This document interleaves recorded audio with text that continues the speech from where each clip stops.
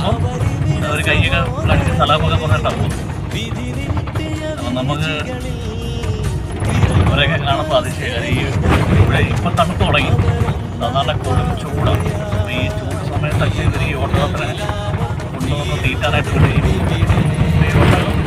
ഒരുപാട് ദൂരെ പോകാതിരിക്കാൻ വേണ്ടി ഒട്ടകത്തിൻ്റെ കാല് തമ്മിൽ ഫ്രണ്ടിലത്തെ കാല് തമ്മിൽ കൂട്ടി ഒരു ചെറിയ ഗ്യാപ്പിട്ട് കെട്ടി വെച്ചേക്കും. അപ്പോൾ അന്നേരം അധികം ദൂരെ പോകുന്നില്ല. അപ്പോൾ ആ ഒരു ഭാഗത്ത് ഇവർ അവിടെ കാണും. അപ്പോൾ ഈ ചൂടത്തും ഇവർ ഇവിടെ എവിടെയെങ്കിലും ഒക്കെ നിൽക്കുന്നതാണ് ഈ ജോലി ചെയ്യുന്നത്.